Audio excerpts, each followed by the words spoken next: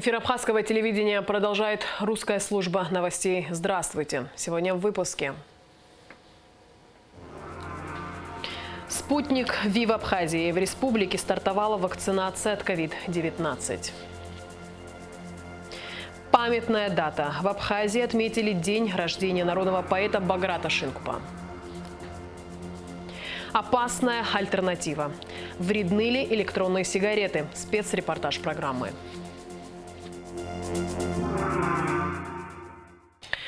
Президент Абхазии Аслан Бжаня представил коллективу Министерства по налогам и сборам нового руководителя Джансу Хананба.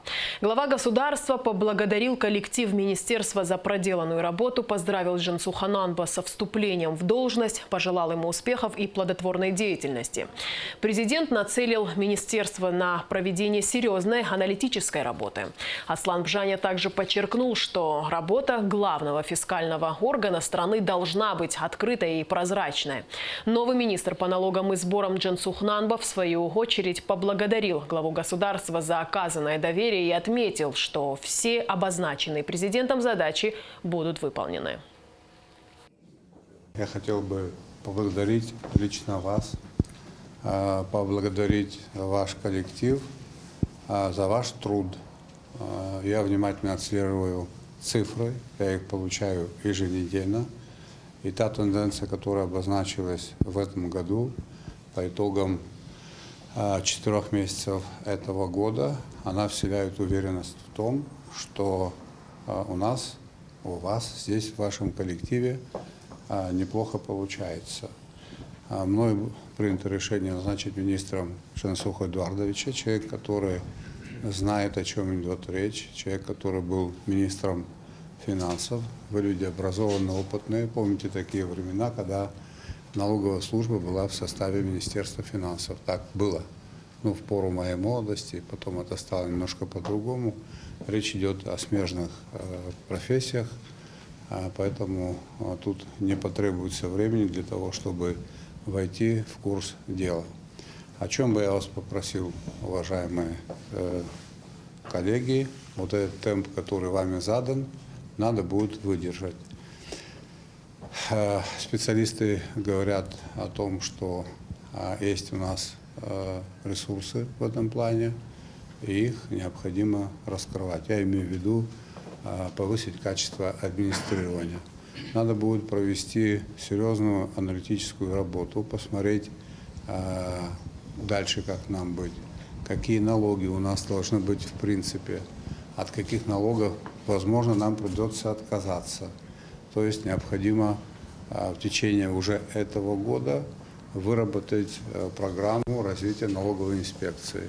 Надо в конечном итоге прийти к такой формуле работы, которая будет способствовать развитию бизнеса. Параллельно надо будет говорить с людьми, проводить разъяснительную работу, потому что если мы хотим иметь устойчивое водоснабжение в доме, хорошую медицину, хорошее образование и иные условия для жизни, эти условия могут быть сформированы благодаря исключительно финансам государства. А государственные финансы – это прежде всего Министерство по налогам и сборам, в нашем случае это Государственный таможенный комитет, и небольшие суммы, которые администрируют другие ведомства. Позвольте в первую очередь выразить благодарность за доверие, оказанное вновь.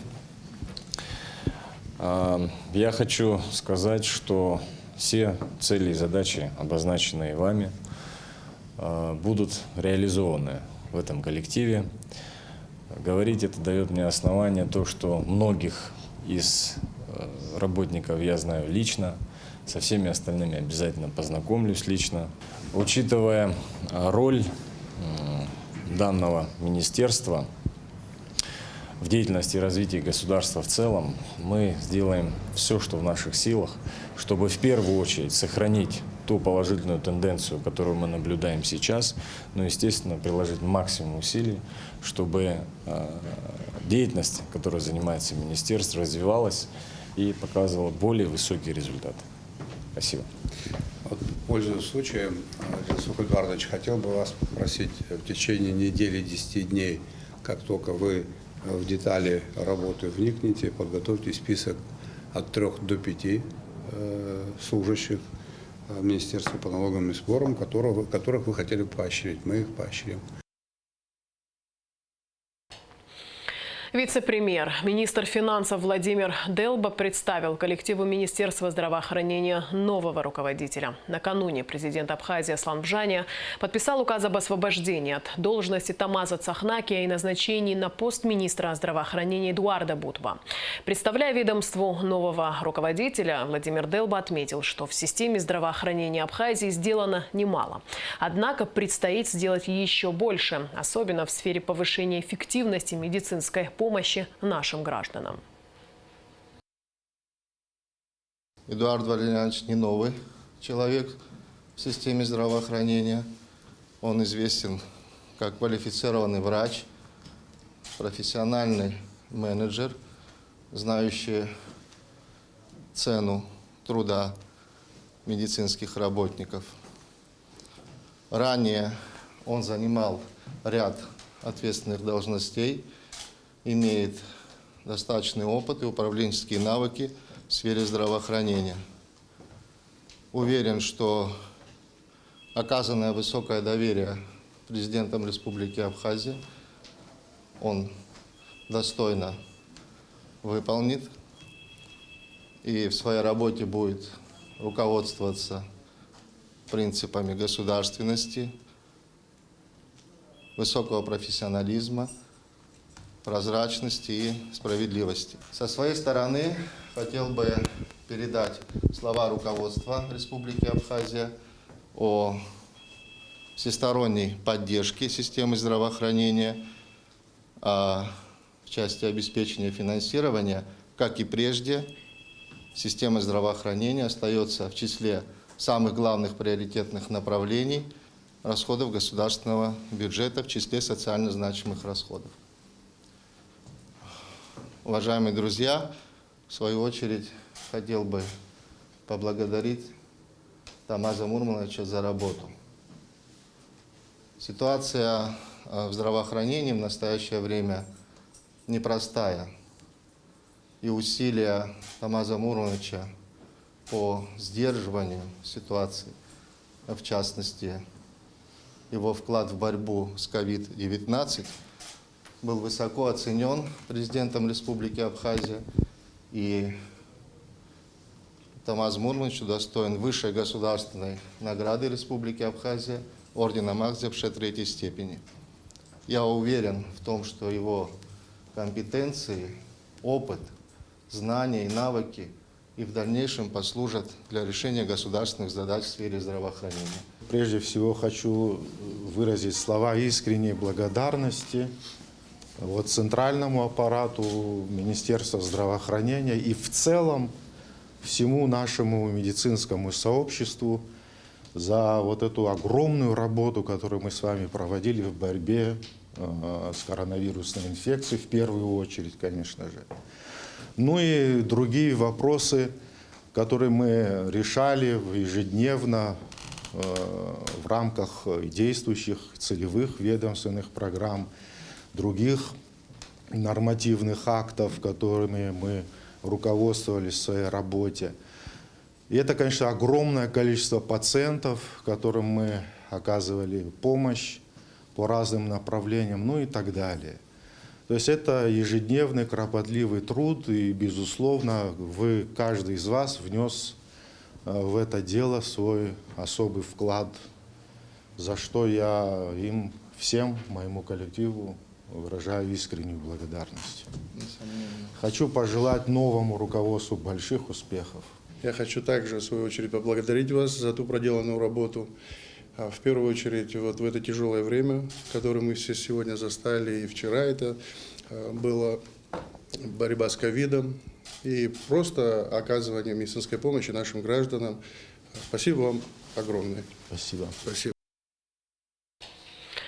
В Абхазии стартовала вакцинация от коронавируса российским препаратом «Спутник Ви». В столичной поликлинике номер 1 12 мая были привиты первые 14 человек. Среди них как медики, так и обычные граждане, имеющие прописку в Сухуми.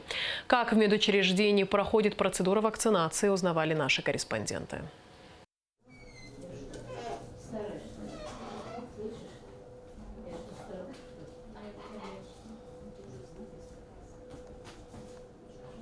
Предварительный осмотр врача-терапевта, письменное согласие на прививку, затем укол в предплечье. В Абхазии стартовала долгожданная вакцинация от коронавируса. Первым привитым стал 69-летний житель Сухума Рауль Харчилава. По-моему, я первый в Абхазии сделал прививку, да? Выходит, да? Все хорошо, все отлично. Насколько болезненно? Абсолютно ничего не болит, абсолютно не болезненно, все хорошо, все отлично. По роду деятельности Рауль Харчилава контактирует с большим количеством людей, в том числе с медиками. Говорит, делать или не делать прививку сомнений не было. К тому же возраст. Сначала записался на вакцинацию, затем сдал тест на антитела. Они не были обнаружены. В назначенный день пришел в поликлинику. Я верю в эту вакцину. Вы не переболели ни разу? Я не болел ни коронавирусом, ни другими болезнями за этот период времени. Вот этот. Вас осматривали? Сейчас в кабинете мне проверили, значит, посмотрели давление, посмотрели температуру, значит, замерили кислород, какой у меня есть, это на палец одевали. После прививки получасовое ожидание, ведь врачам нужно отследить состояние людей. О самой вакцине уже сказано немало. «Спутник Ви» представляет собой российскую векторную вакцину на основе аденовируса человека. Как известно, вводят препарат в 2 этапа. Привозят вакцину непосредственно перед введением в специальной холодильной камере. Предварительно произошла запись пациентов, которые будут вакцинироваться. Произвели обзвон больных, убедившись в том, что они действительно сегодня придут на вакцинацию. Перед вакцинацией производится осмотр терапевта, заполняется анкета, раздается памятка каждому пациенту, и потом приступаем к вакцинации. Медработники прошли на базе республиканского СЭС подготовку. В чем подготовка заключалась? Правила перевозки, транспортировки, место введения. Привиться от коронавируса в Сухумской городской поликлинике могут жители столицы с местной пропиской, не имеющие противопоказаний. Они есть: возраст до 18 лет, беременность и период грудного вскармливания, острые инфекционные заболевания, обострение хронических болезней. У кого нет таких тяжелых форм аллергических проявлений, ну и сопутствующих заболеваний. Можно по звонку. Мы главному санитарному врачу сегодня тоже раздали свои номера контактные. Это приемная, где, в общем, озвучен наш номер, по этому номеру телефон. И по факту тоже можно прийти и записаться. Согласно правилам, второй компонент вакцины вводится через 21 день. Именно после этого формируется иммунитет к коронавирусной инфекции. Эсма Гуланзе, Алексей Гухава, Абхазское телевидение. Глава администрации Сухума Бесланешба направил письмо мэру Казани Ильсуру Митишину, в котором выразил готовность принять семьи, пострадавшие в теракте 11 мая. Город Сухум готов принять в своих объектах размещения семьи, пострадавших в случившейся в Казани трагедии, для восстановления здоровья на безвозмездной основе. Считаем, что это будет нашим небольшим вкладом в поддержку пострадавших, говорится в письме. 12 мая исполнилось 104 года со дня рождения народного поэта Абхазии, автора исторического романа «Последний из ушедших», поэмы «Песня о скале» и множество сборников стихов, кавалера ордена Ахтзапша первой степени Баграта Васильевича Шинкуба. В честь этой даты в Сухуме прошли памятные мероприятия. К памятнику народного поэта в парке его имени были возложены цветы, а в Национальной библиотеке имени Папаскир состоялась презентация дневников Баграта Шинкуба. Памятное мероприятие прошло и в Сухумской первой школе, носящей имя поэта. Все подробности в репортаже Али Китрапш. В Сухумской первой школе имени Баграта Шинкуба прошло мероприятие, посвященное памяти народного поэта Абхазии. Учащиеся старших классов читали стихи, исполняли народные танцы.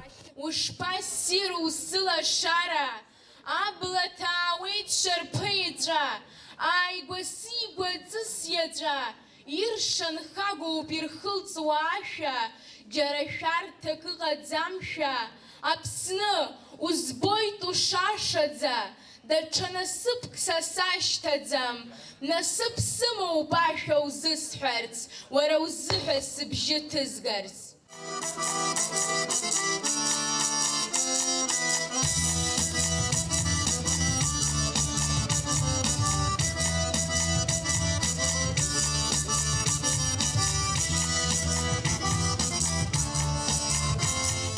При школе есть музей. В этот день учителя проводили экскурсии и рассказывали о творчестве поэта Баграта Шункова ученикам младших классов. И ежегодно 12 мая к могиле поэта на набережной Сухума приходят люди. Почтить память Баграта Шункова сюда пришли вице-президент Бадра Гунба, первый вице-премьер Беслан Джопа, спикер Народного собрания Валерий Кварча, представители научной и творческой интеллигенции, общественные деятели, члены семьи Баграта Васильевича, школьники.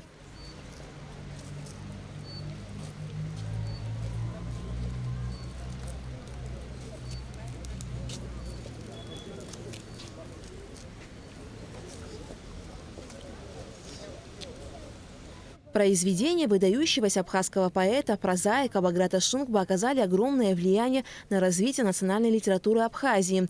Именно с его именем связано появление нового жанра в абхазской литературе – романа в стихах. Баграт Шункова был великим мастером слова. Его произведения, написанные высокохудожественным языком, отличаются необычайной глубиной мысли.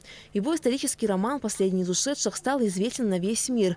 Автор, несомненно, сумел разбудить чувство патриотизма и донести значимость сохранения языка и самобытности для дальнейшего существования народа. Народный поэт Абхазии, Кабардино-Балкарии, Адыгеи Баграт Васильевич Шункова внес неоценимый вклад в национальную художественную литературу, как в поэзии и так в прозе. Конечно же, в абхазской поэзии с именем Баграта Васильевича связана реформа абхазского стихосложения. В его стихах, в его балладах, роман в стихах, не один роман, сами знаете. И это все вместе взятое, конечно, это глыба нашей национальной литературы, да не только в литературе, вообще национальной духовной культуры. Велики заслуги Баграта Шункова и в сохранении абхазского фольклора, который стал основой многих его произведений.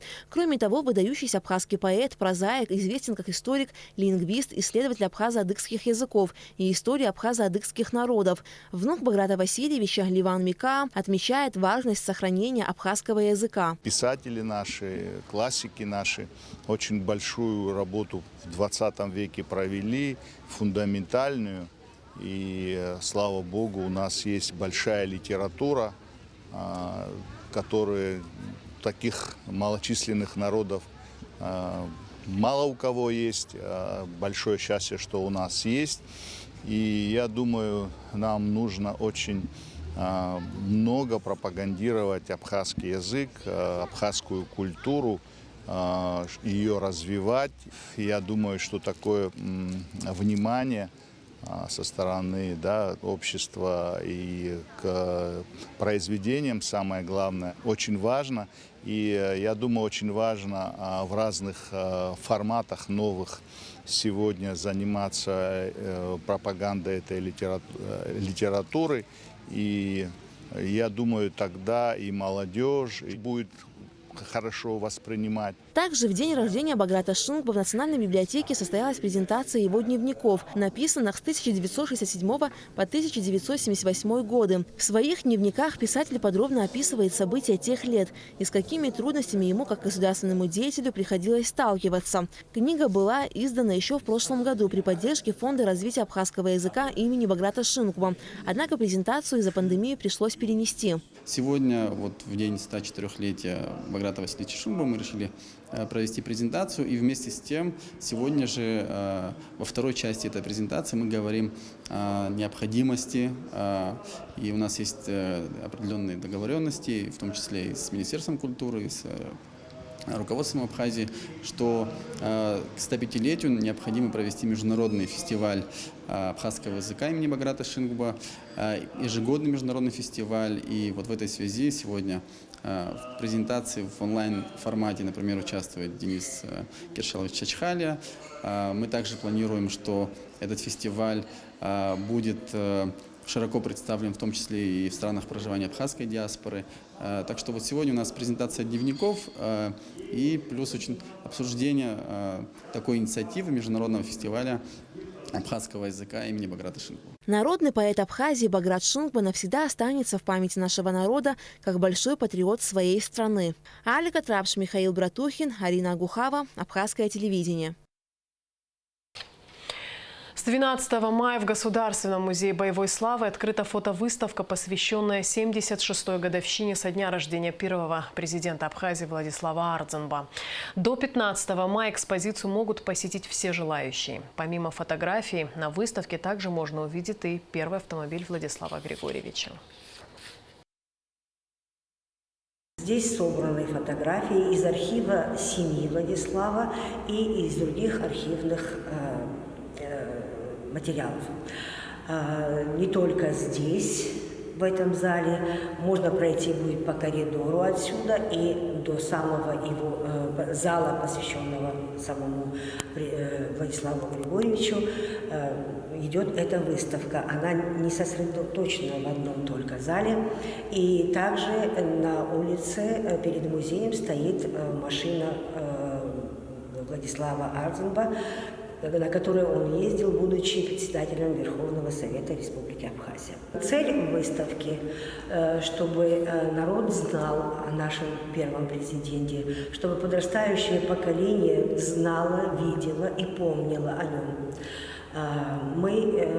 Наша обязанность, так как наш музей носит имя Владислава Григорьевича Ардзанба, так же, как и память о защитниках нашей Родины, главнокомандующим которого был Владислав Ардзанба, нам важно сохранить историю нашей страны. Завтра в 3 часа дня здесь будет проходить презентация фильма о автомобилях Владислава Григорьевича Ардзанба в бытности его президентом нашей страны.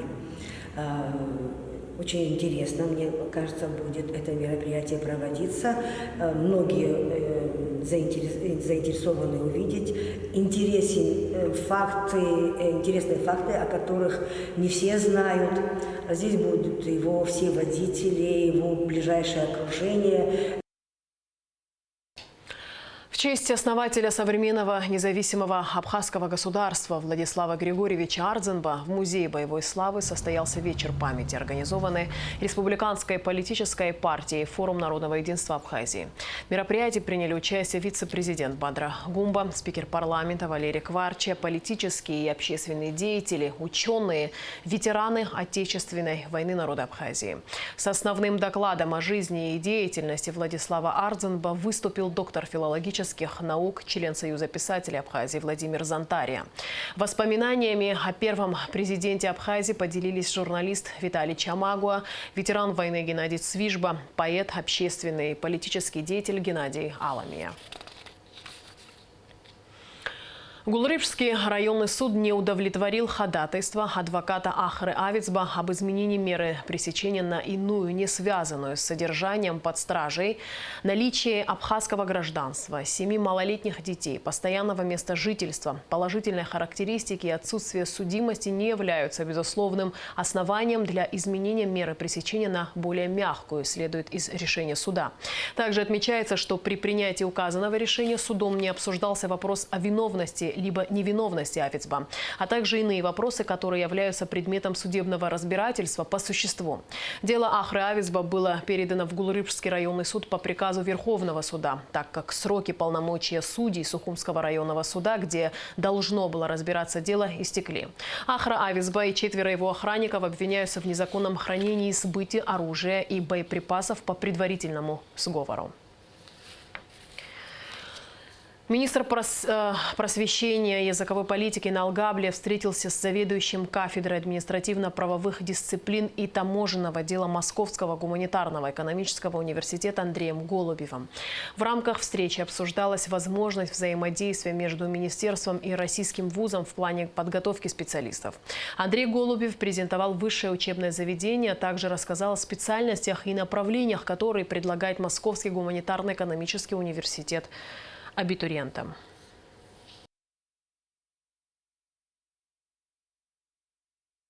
Мы очень рады, что вы приехали. Мы будем развивать это сотрудничество. Сейчас у нас с московскими вузами активно тоже идет направление, да, подготовки разных специальностей. Это вот Московский автодорожный институт. Мы планируем также развитие взаимоотношений с МФТИ, Московский физико-технический институт, высшей школы экономики, которую я заканчивал. Для нас такая вот новая будет страница в истории взаимоотношений нашего министерства с вузами России. И вот ваш университет, как и экономический профиль, нам очень интересен, поэтому буду рад услышать ваши тоже идеи. В нашем университете осуществляется подготовка специалистов, студентов, обучение студентов 11 специальностей. Специализация таможенные платежи и валютный контроль. То есть в плане экономики мы готовим не только специалистов таможенного дела именно для таможен, мы готовы готовить их и для участников внешнеэкономической деятельности, что, в общем-то, достаточно интересно и для коммерции, для развивающейся коммерческих организаций республики. Да? Мне кажется, это будет правильно, когда профессионалы с одной стороны, профессионалы с другой стороны, работая на таможне и предоставляя услуги для таможенного оформления, будут работать на одной волне с пониманием того, что они работают в рамках одного единого законодательства, чтобы не допустить его нарушения. В том числе у нас есть юриспруденция, экономика, менеджмент, психология, реклама и связи с общественностью и международные отношения. Несмотря на то, что наш вуз все-таки коммерческий и образование у нас платное, тем не менее вуз государственный, аккредитован на 6 лет ближайшие, соответственно, диплома государственного образца. Помимо этого у нас есть аспирантура. Наш следующий репортаж об электронных сигаретах, которые в нашей республике пользуются все большей популярностью. Не стали исключением и школьники, что очень настораживает.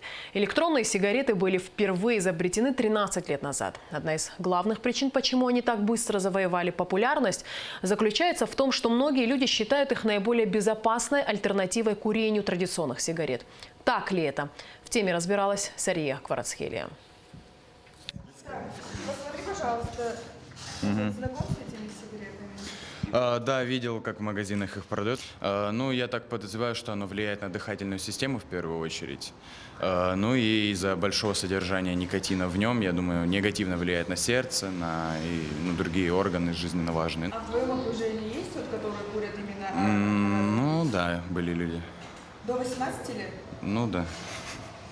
Ну, были. Без проблем продают это? Я не знаю, я не расспрашивал, но я у них это видел. Александр Овчаров – ученик 9 класса 2-й столичной школы. Юноша с уверенностью утверждает, что электронные сигареты – это продукция, которая не заинтересована в сохранении здоровья человека. Осознавая и понимая всю серьезность проблемы, Александр все же попал в ловушку так называемых электрокурильщиков. Просто ради интереса решил попробовать. На самом деле скажу, что вот все люди говорят, что вот, кайф, там покупают это многие, до 18 тоже. Скажу честно, что это, во-первых, закашлялся сразу же, правда, это так сильно бьет как бы по легким и, такой какой-то вкус противный. В общем, я это просто вот так отдал и больше к этому не прикасался. Электронные сигареты по своей структуре – это ингалятор, который с помощью энергии от микроаккумулятора при вдохе подает воздушно-капельным путем жидкость с никотином в виде имитации дыма и вкусовыми ощущениями, приближенными к реальным. Волна популярности электронных сигарет прокатилась среди молодых людей. Однако есть и те, кто категоричен в этом вопросе. В первую очередь, то, что я хочу сказать, то, что я негативно отношусь к электронным сигаретам и к обычным сигаретам. Для меня это одного поля ягоды, соответственно, и все, что я могу сказать про них. Сам я никогда ими не пользовался, и обычными сигаретами тоже. Я знаю то, что в таких одноразовых сигаретах в основном не щелочный табак, а солевой. Он быстрее попадает в легкие и больше наносит вред, потому что больше количество и быстрее накуриваешься. Ага. Вот в вашем окружении есть люди, которые курят? Нет, нету. Вы сами курите? Нет. Во-первых, оно очень сильно влияет на дыхательную систему, если ты спортсмен, то вообще ни в коем случае нельзя их употреблять. Когда, например, кто-то, начинает курить, он не может один человек взять и начинать курить. Это вообще влияет от общества. Если в окружении кто-то курит, то он 100% тоже начнет курить, поэтому у нас здоровое общество, никто не курит из нас. Недолго думая, еще 2 молодых человека в ходе нашей беседы признали, что пробовали курить одноразовые электронные сигареты. Как говорится, не попробуешь, не узнаешь, говорят мальчики. В моем окружении я тоже встречал много людей, которые используют их. Ну, иногда даже бывал соблазн, но сам тоже пробовал. Ну, как-то не понравилось, ну, потому что знаю о их вреде. Ты сам купил или тебе предложили? Нет, предлагали. Да. Твои сверстники или старшие? И люди постарше, и мои сверстники, даже помладше тоже есть такие. Слышал то, что от них, от этого пара остается осадок в легких, и то, что они намного вреднее, чем обычные сигареты. Ну, я слышал о них, так как мои некоторые друзья тоже видел, как сверстники мои курят, но я сам отношусь к ним нейтрально, сам пробовал, но не понравилось сразу. Дело дошло до того, что в школах стали изымать электронные сигареты. Буквально недавно, вот получается, после ремонта этой школы здесь пожарная система как бы работает. Ну, если сигареты, обычные сигареты, если будешь курить в уборной, там, в любом другом месте, нам может сигнализация заработать. Как бы они об этом подумали, наверное, и начали как-то приобретать эти электронные сигареты. Но я эти электронные сигареты обнаружил у одного, у 2 обнаружил, забрал. 3-го тоже забирал, забираю, отдаю директору. Как бы чтобы они больше сюда не приносили, беседу проводим. Нужно отдать должное учителям и директору 2-й столичной школы, которые, не покрывая своих учащихся, рассказали нам о существующей проблеме. Но, к сожалению, не во всех школах учителя были так открыты. Может быть, не об этом много еще не говорят, потому что еще не сильно знакомы с этой проблемой. И кажется безобидным курение электронной сигареты. На самом деле, сам факт курения электронной сигареты, для чего подростку нужно курить электронную сигарету? То есть как бы альтернатива сигарете обычной. А для чего подростку нужно курить обычную сигарету? Да? То есть вот тут надо задуматься и связывать эти вещи. Дети подвержены часто модным таким тенденциям. Откуда они берут финансы на это? То есть если говорить о вреде, это очень вредно. В любом случае для организма, тем более молодого человека, который только формируется и растет. Электронные сигареты помогают бросить курить и менее вредны для здоровья, чем обычные, утверждают производители. Однако научных доказательств этому нет. Но считать их безвредными нельзя, говорят специалисты. И врачи не должны их рекомендовать как средство отказа от курения. Ты вдыхаешь пар. В любом случае добавки, которые добавляются в жидкость при курении этой сигареты электронной, это точно не приносит пользу, потому что глицерин, который входит в содержание этого вещества, он оседает в легких. Все, что связано с центральной нервной системой, тоже напрямую страдает, и прежде всего память. Продажа алкогольной и табачной продукции запрещена на территориях школьных учреждений и других аналогичных объектов вблизи них. Мы посетили несколько столичных табачных магазинов. Одноразовые электронные сигареты есть в каждом из них. Продавцы утверждают, что лицам, не достигшим 18-летнего возраста, данный товар они не продают. А ведется ли контроль в этом направлении, это уже другая, не менее важная тема, к которой мы обязательно вернемся. Сария Кварацхеля, Инала Гухава, Абхазское телевидение. Глава администрации города Сухум Беслан Эшба принял боксера, чемпиона мира по версии WBO среди молодежи Игоря Адлиба. Беслан Эшба пожелал спортсмену дальнейших успехов и оказал ему финансовую поддержку в подготовке к следующему титульному бою, который намечен на август этого года. Подробности в репортаже пресс-службы столичной администрации. Здравствуйте. Глава администрации Сухума Беслан Эшба принял чемпиона мира по боксу по версии WBO среди молодежи Игоря Адлиба. Мэр поинтересовался ближайшими спортивными планами боксера. Внимательно наблюдаем за твоим ростом, за твоими боями. Очень рады, что ты представляешь нашу страну. И сейчас ближайшая перспектива какова? Изначально под кого мы готовили соперника? Он осетин, сильный очень соперник. Для нас немного принципиально с ним побоксировать. Говорят, ближе к августу будем боксировать, с ним будет титульный бой в начале августа. Под этот вечер боя бокса мы будем готовиться. Понятно. А где будет проходить ориентировочно хотя бы? Говорят, возможно, будет в Сочи на Красной Поляне. Глава столичной администрации вручил спортсмену денежный подарок. И дальше будем помогать.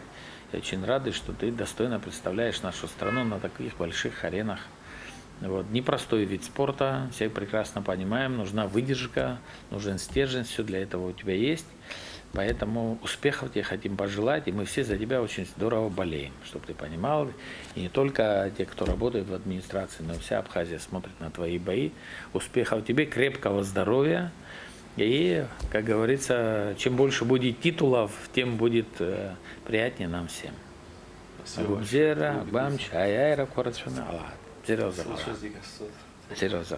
Боксер Игорь Адлиба к предстоящему бою будет готовиться в Абхазии, а затем в тренировочном лагере в Екатеринбурге. Определенный этап я буду готовиться дома, тут у нас в стране, потому что, во-первых, скоро лето, будем плавать, и пока до боя еще много времени. За 2 месяца или за 1,5 я только поеду в тренировочный лагерь в Екатеринбург. Там уже будем проводить боевую практику и все необходимое для этого. А пока тут восстанавливаться будем, активный отдых, пробежки, плавание. Вот сейчас хочу себе велик купить, буду ездить около 40 километров, через день буду стараться. Хотел бы поблагодарить Беслана Федоровича за то, что принял меня сегодня. В подготовке нужны были кое-какой инвентарь. Сегодня в этом он мне помог. Огромное спасибо ему за это. С такой поддержкой мне намного легче будет добиться того, что я хочу. Все уже от меня зависит. Все, что смогу сделать, сделаю для победы. Игорь Адлиба дебютировал в профессиональном боксе 19 августа 2017 года и с тех пор провел на ринге 13 поединков, 11 побед и 2 ничьи. Амрамич Бадавидавицбам, пресс-служба администрации города Сухум. 14 мая в Сухуми начнет свою работу кинофестиваль «Хрустальный источник» из Русского дома. В этот день в 19 часов актриса Виктория Толстоганова и режиссер Максим Дашкин представят свой фильм «На дальних рубежах». События новой кинодрамы разворачиваются на российской военной базе в Кыргызстане. После показа состоится встреча зрителей с Викторией Толстогановой. Кроме Абхазии, фестиваль также пройдет в странах СНГ, Южной Осетии и на Кипре. Его задача – познакомить зрителей с современным российским кино, способствовать общению между яркими представителями киноиндустрии России и их зарубежными коллегами. Главный партнер проекта – открытый фестиваль популярных киножанров «Хрустальный источник». В большинстве мероприятий в русских домах примет участие президент фестиваля, заслуженный артист России Эвклид Кирзидис. Вход в зрительный зал свободный только в медицинских масках. И сейчас о погоде. По сообщению гидрометцентра, в четверг, 13 мая в Абхазии ожидается небольшая облачность без осадков. Температура воздуха ночью плюс 9-14, днем 23-28 тепла. Температура морской воды плюс 15.